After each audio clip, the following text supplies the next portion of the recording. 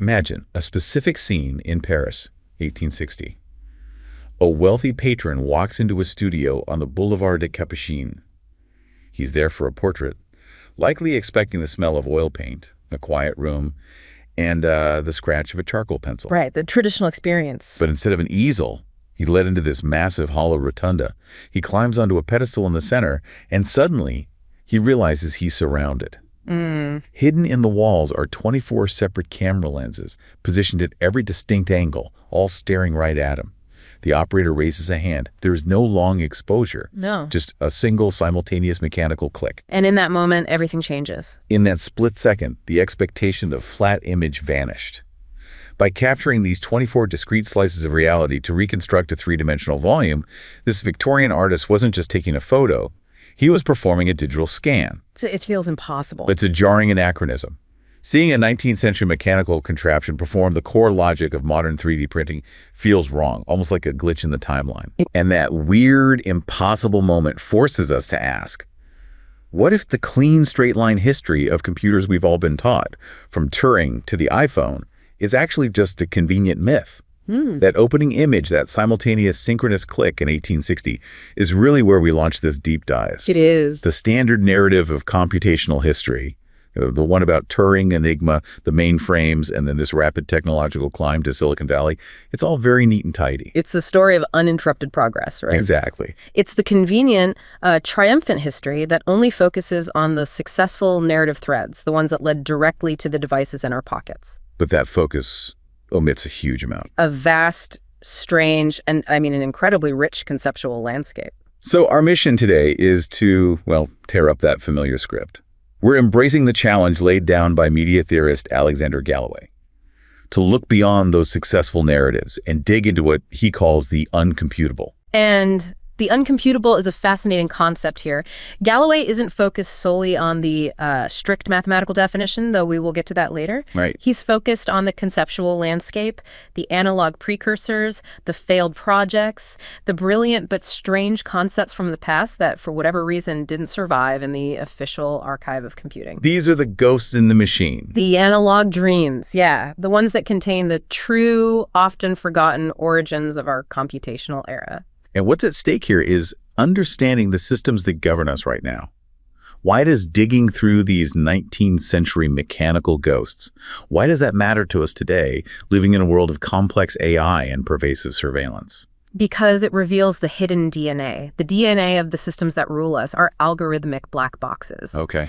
If we can trace how the core logic of digitality emerged from analog mechanisms that were, surprisingly intended to be comprehensible and efficient, then we can fight back against the obscurity. We can better fight the opacity of modern systems.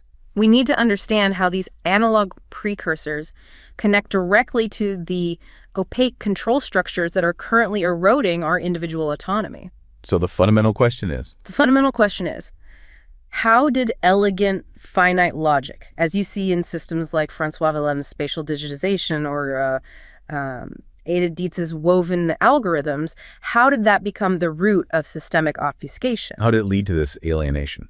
Right. How did it contribute to the cybernetic alienation of human civilization? Cybernetic alienation. That's a heavy phrase and a powerful accusation. Can you break down what that opacity does to us, to civilization, in simpler terms? Sure. It creates a sense of being managed by forces you can't fully see or affect. You feel like a passenger. We become subjects of systems designed to obscure their internal mechanisms, turning us into passive data points rather than active, self-governing agents. The player or the pawn. Exactly. This feeling of being a pawn in a system you can neither inspect nor challenge is the core consequence of cybernetic alienation. We lose the ability to understand why we were scored, why a loan was denied, or, why a piece of content went viral. But those outcomes define our reality. They define our reality. Okay, so let's unpack this, starting with the clearest example of that comprehensible analog logic. That 1860 Paris studio. Villem's photo sculpture. It is absolutely crucial. François Villem, he was a combination of painter, sculptor, and photographer, and he invented and patented this process in 1860. And the goal was simple, right? Quick, accurate portraits. The goal was rapid, faithful, three-dimensional reproduction of a person. The mechanical process is what defines it as a computational precursor, far more than just photography. Yes. You have the client standing on a pedestal, in a massive rotunda, surrounded by these 24 separate camera lenses, all capturing a discrete slice of reality at the same time. Yes, the key is the synchronization, that instantaneous single click. Yeah. This action freezes the moment and captures the full 360-degree record of the subject. It gives you 24 distinct profiles, or slices. Which is so different from a standard photograph. A standard photograph gave you a single flat image, one point of view. Willem's system produced a volume defined by data. But the truly revolutionary step was turning those flat profiles into a physical, three-dimensional sculpture. I mean, how did he translate the two-dimensional data from 24 photos into a solid volume, a century before digital fabrication? He used a mechanical process called the pantograph. The 24 photographs were placed sequentially on a track attached to the device. An operator would then trace the outline of the subject's profile on one photo, say the left side of the face. And the machine copies the movement. The pantograph then simultaneously translated that specific contour data into a physical cut on a block of clay mounted nearby. And they just did that over and over. They would repeat this 24 times, one for each profile, effectively carving a three-dimensional shape by accumulating discrete, two-dimensional data slices. Wow. That's incredible. The writer Théophile Gautier went to see this and was completely stunned. He said people were used to the idea of the sun acting as a photographer, capturing light to create a picture. But this was something else. This was the sun as sculptor. And this is the profound insight. Willem's system performed the core logic of modern digitization, sampling continuous reality into discrete components, those 24 profiles. And then reassembling them. And mathematically or mechanically reassembling them to reconstruct a whole volume. This is the logic that underpins 3D scanning, 3D modeling, and 3D printing today. All driven by a mechanical analog contraption in 1860 Paris. It demonstrates that the core algorithmic thinking, breaking complexity down into discrete, measurable, controllable units, it didn't wait for the invention of the microchip. It was already operating in 19th century mechanics and art. And if we follow that thread, the deep history of algorithms takes us even further back into another surprising field, textile. Weaving. The complexity, the logic, the binary nature of weaving is perhaps the most ancient form of computation on Earth. I think most of us look at woven fabric and we just see texture or color. Yeah. But you're telling us we should be seeing a mathematical matrix. Or an early storage system, precisely. A woven fabric is fundamentally a uniform mesh of two sets of threads. Warps running along the length. Okay. And wefts running across the width. At every single intersection, a binary choice is made. Either one is on top of the other. Either the warp runs above the weft, or the weft runs above the warp. And we can easily encode this relationship using binary code.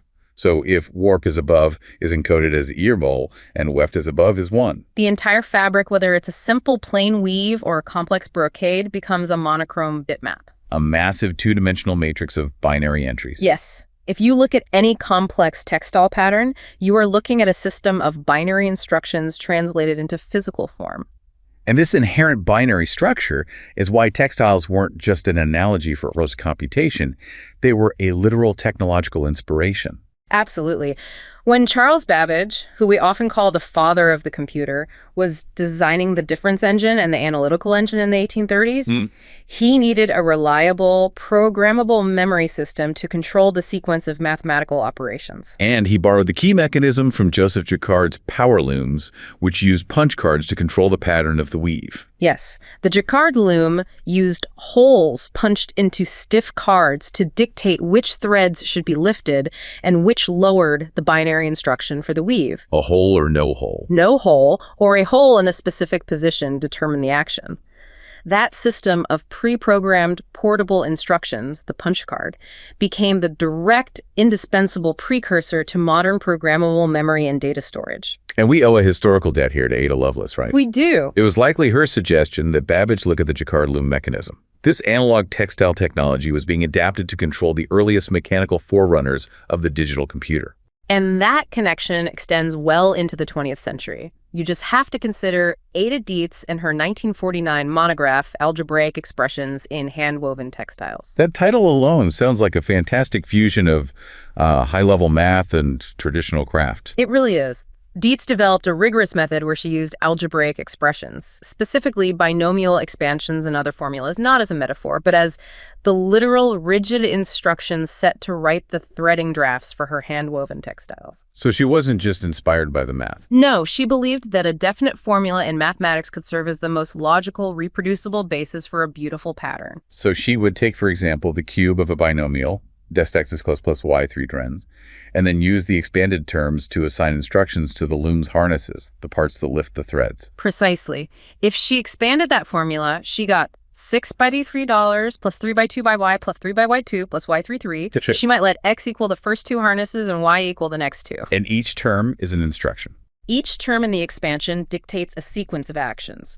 For example, 6 by 3 triers might instruct the loom to lift harnesses 1 and 2 3 times consecutively, creating a solid block of color or texture. Wow. The entire formula generates a fixed list of instructions that, when executed, create a pattern that is geometrically and mathematically perfect in its visual symmetry and complexity. So the weaver designs the formula, not the visual pattern. Exactly. That is the essence of algorithmic creation, decades before digital design software was commonplace. It's finite input, mathematically verifiable, leading to complex but predictable output. And this mathematical exploration of weaving continues to be explored today, right? Yeah. Seeking to generate even more complex results from minimal initial rules. Such as in AA weaving, which is an algorithmic method inspired by AA fractals. Okay, let's look at AA weaving because it highlights a fundamental paradox in both design and computation. How do you achieve maximum visual richness with minimum mechanical complexity? That is the core economic and artistic challenge of weaving design. From a cost perspective, simplicity is king. The mechanical complexity of a loom is determined by the number of distinct rows and columns in the pattern, which translates directly to the number of loom shafts needed. More shafts mean an exponentially more expensive and labor-intensive setup. So weaving design, then, is the art of finding bitmaps that exhibit visual beauty while, at the same time, keeping the number of distinct rows and columns to the absolute minimum. And AA weaving provides a novel algorithmic answer to that. It's capable of producing incredibly rich, complex weaving patterns from any binary input sequence. Okay. Using algorithms built on simple arithmetic rules, specifically modulo 2 arithmetic, which is the foundational math of binary computation. What kind of visual complexity are we talking about here? These simple geometric shapes? Far from it. We're talking about patterns that exhibit diagonal tool styles, nested structures, herringbone patterns, and even the visual illusion of curved or bent lines. Even though it's on a grid. Even though the underlying pattern is a grid of binary entries, the designs are highly visually appealing, showing immense depth and texture. And what about the simplicity constraint? What's the punchline for manufacturers or artisans using AA weaving? The breakthrough is this. No matter how visually rich the resulting pattern is, no matter if it looks like a complex fractal masterpiece, all AA bitmaps have exactly 4 distinct rows and 4 distinct columns. Wait, hold on. Let me just pause and really savor that. That is a stunning piece of information. The complexity looks like something that would require dozens of expensive harnesses to create. Right. But the mechanical setup, the number of shafts, is dirt cheap and efficient. It only requires a standard, simple 4-shaft Dobby loom. That's the stunning efficiency and elegance of this algorithmic logic. It demonstrates how deep complexity can arise from the simplest, most finite computational rules, making them about the simplest weavable patterns possible mechanically. While achieving maximum visual density. Exactly. That inherent contrast, finite constraints leading to infinite visual possibility is the epitome of the uncomputable analog dream. It shows that algorithmic logic, at its root, is not inherently opaque or overwhelming. It can be elegant, finite, and deeply comprehensible. And that contrast brings us directly to the present moment, where that comprehensible, elegant computational logic has morphed into something entirely different. The inscrutable algorithmic black box. Yeah. Let's transition now to the contemporary black box society. Yeah. Because the black box is the heir to all these historical pre-digital systems, yet it operates with an almost opposite function: intentional obscurity. The term black box is critical in contemporary academic discourse, particularly as defined by the law professor Frank Pasquale. He uses it as a metaphor with a dual meaning that captures our current reality.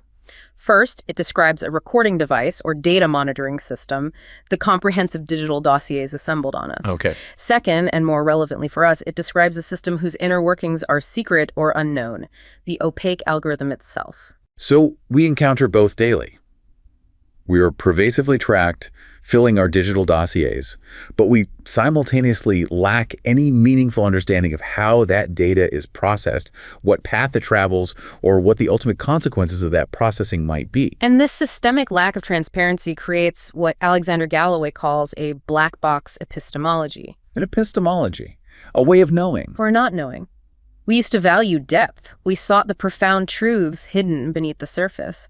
The black box inverts this fundamental philosophical value. It's an inversion where surfaces, our social media feeds, our search results, the content we consume are hyper-complex and intensely coded. Right. But the profound depths, the algorithms running the system are actively made radically inscrutable. And if you try to open the box to seek accountability or understanding, you don't find easy answers. You often just find nested boxes receding indefinitely. A Russian doll of obscurity. Exactly. This secrecy, combined with complexity, creates an epistemological problem. We cannot understand or even investigate a subject about which nothing verifiable is known. This is the definition of the black box society.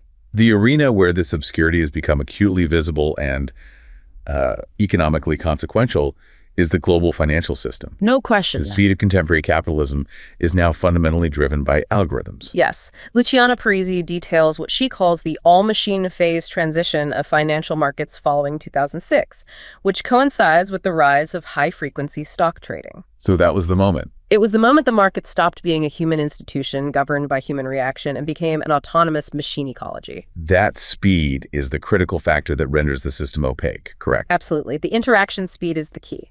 Algorithms are making complex decisions and executing trades in sub-millisecond speeds. Millisecond. Compare that to the minimum of 1 full second and often much longer that a human needs just to recognize a danger in the market and react to it. So a complex ecology of highly specialized, diverse algorithmic agent bots operates outside the realm of human perception, comprehension, and most importantly, control. And we saw the devastating consequences of that in events like the 2008 financial collapse or the 2010 flash crash, which were correlated with the proliferation of these algorithms. Right. These systems are now a second nature, operating autonomously faster than we can intervene, often pushing the market to the very limit of equilibrium. And beyond finance, this algorithmic control defines our lives through dataveillance and scoring. Pasquale argues that private firms and governments pervasively track individuals, assembling these intricate digital dossiers about the intimate details of our private lives. And we, the individuals, have no way to exercise meaningful consent over these dossiers or their use. We just click agree. We click agree. And Pasquale explains this pervasive process of digital scoring, where our daily activities, our browsing history, our purchases, our social interactions are harvested as signals for algorithmic judgment. And this scoring determines whether we receive rewards or penalties, benefits, or burdens. Correct. And this process is metastasizing beyond its original application in credit reporting. It is moving into entirely unregulated sectors like medicine, employment, insurance, law enforcement. It's everywhere. This runaway data compromises individual freedoms and market fairness because these increasingly opaque systems function like a one-way mirror. The watchers have perfect, algorithmically managed information, and the subjects of surveillance have none. And we have to confront the inherent bias baked into these structures. Yeah. When we talk about black boxes, we often assume they are neutral technologies, but they absolutely are not. No, they're value-laden machines. Right. Pasquale strongly emphasizes that algorithmic systems are not objective. They are programmed by human beings who cannot easily separate their implicit biases and values from the code. These systems regularly make value-laden decisions imbued with historical, systemic bias. And we have concrete, powerful evidence of this mechanism at work. LaTanya Sweeney's 2012 research study on algorithmic discrimination demonstrated this so clearly. She designed an experiment observing search engine advertisements. She found that if you searched for names that are statistically associated with African American cultures, the system was significantly more likely to display online ads suggestive of arrest records. So the algorithm wasn't explicitly programmed to be racist. No. But it learned a correlation between certain names and negative outcomes based on historical, often biased input data, And then it amplified that correlation through highly visible targeted advertising. This is the mechanism of embedded bias. Yeah. It's a subtle manipulation that is nearly impossible for ordinary citizens to discern, but it perpetuates systemic disadvantage for some while creating unfair advantages for others. So the elegance of the AA weaving pattern Has been inverted into the opacity of the black box, compromising our fundamental autonomy. This erosion of self-governance leads us into the next phase of our deep dive, analyzing how the very concept of autonomy, the capacity to self-govern, has mutated in the digital sphere. Yeah, and historically, autonomy has been understood along two competing ideals in modern thought, starting centuries ago. The first being the Kantian, Enlightenment ideal. Yes. The Kantian ideal is autonomy rooted in rational self-determination. It is the mature citizen daring to use their own mind, acting only according to a universal moral law they would will to become universal. So it's about reason. It's about reason, universality, and collective responsibility. It's autonomy as a commitment to the collective good. And then there is the romantic ideal of self-realization. The romantic ideal emphasizes uniqueness, inner authenticity, and the pursuit of the good life, often in opposition to external conformity or the demands of the status quo. So highly individualistic. Very. The tension here is obvious. Kant says autonomy is about being a good citizen who follows universal rules, but the Romantics saw it as a spiritual quest for inner truth. And the power of neoliberal capitalism, starting in the latter half of the 20th century, was that it successfully co-opted the romantic ideal. How so? It took self-realization, an emancipatory idea, and transformed it into a disciplinary expectation. This gave rise to the self-responsible, flexible, entrepreneurial self. So authenticity became a requirement for market success, not an ethical commitment. Exactly. And the philosopher Charles Taylor argued that this appropriation fundamentally trivialized authenticity. Trivialized it. The moral value of authenticity, which originally required serious commitment and often solidarity, was reduced to an instrumental resource serving purely personal self-fulfillment, detached from the demands that emanate from beyond the self, like compromise or collective obligation. This trivialized authentic self is now the cornerstone of engagement in the digital sphere. It's the primary resource we use to interact with algorithmic systems. This is where we see the concept of algorithmic governmentality take hold. The moment social interactions were datafied, all of our interactions, likes, friending, sharing, were encoded into a single marketable value. Connectivity. Connectivity. And connectivity then becomes the currency of the digital sphere. The more contacts you engage with, the more popular, visible, and therefore valuable you become. And algorithms curate this connectivity. They reward activity with greater exposure, creating an algorithmic regime of visibility. As the theorist Tana Butcher observed, inactivity leads to invisibility. So the system compels you to compete. Constantly, for attention and validation. And this demand for constant activity relies entirely on users willingly feeding the system. This power regime of algorithmic governmentality, a term coined by Rouvroy and Burns, relies on what Byung-Chul Han called voluntary self-elimination and self-exposure to function. We sacrifice vulnerability for visibility. And here we see the weaponization of trivialized authenticity. Yes. Content creators strategically use authenticity, relatability, vulnerability, personal content as a calculated resource to attract valorization, likes, shares, followers. And the more real they seem, the stronger the personal connection an observer projects onto this perceived authenticity, the higher the algorithmic reach. It's a reciprocal feedback loop. The algorithmically steered personalized content reinforces the trivialization of authenticity for both the creator and the observer, prioritizing self-interest above all. And this leads to a hybrid norm in our repoliticized digital societies. Which is? A norm of self-determination rooted in the trivialized authentic self. This norm is driven by personal identity and inner truth without the moral requirement for collective solidarity or compromise. And this is where we see the rise of hyperautonomy, a concept defined by the ho-theologist Jaeger that emerges from this intense digital hyper-politicization. Hyperautonomy describes this stance of uncompromising self-interest, where the individual retreat becomes a political act. An act of defiance. This refusal to compromise, this focus on inner truth as the sole source of validity, paradoxically aligns closely with the exclusionary logic of certain political factions. Particularly the far right, which adeptly appropriates these algorithmic strategies on social media. They appeal directly to the followers' inner truth, positioning themselves against the cultural elites and mainstream fake news. Of course. By rejecting epistemic authorities like media or scientific experts, they shift the definition of truth. Truth becomes a matter of audience interpretation, validated by the algorithmic majority's engagement. And that fosters the loss of independent thought. Yes. In this framework, the individual is empowered as an independent thinker, following nothing but the inner truth of their authentic self. But this independence is structurally opposed to any collective project. Any kind of compromise. Absolutely. This hyper-autonomous stance is structurally opposed to the core requirements of eco-emancipatory projects, for instance, which require collective deliberation and self-limitation based on solidarity and compromise regarding planetary boundaries. The system itself pushes us apart. The transition from decipherable black box enigmas to today's unknowable black box functions has systematically eroded individual autonomy, fostering a player or pawn dynamic within digital systems. That is a critical realization. The sophisticated algorithms we've built not only manage complexity, but actively shape our political capacity toward individualistic, uncompromising ends. But let's step back and look at the formal mathematical limits of computation itself. Does the digital world, even at its foundation, contain any element of the uncomputable? It absolutely does. We have to look back to the early 20th century when mathematics sought to fully mechanize logical thought.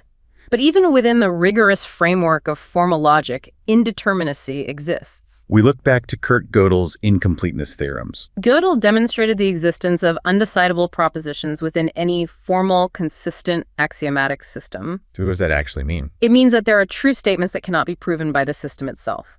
The ambition of making all thought perfectly rule-based was impossible from the start. And Alan Turing followed this up with his work. Right, proving that some functions, the famous halting problem, are fundamentally incomputable by a machine.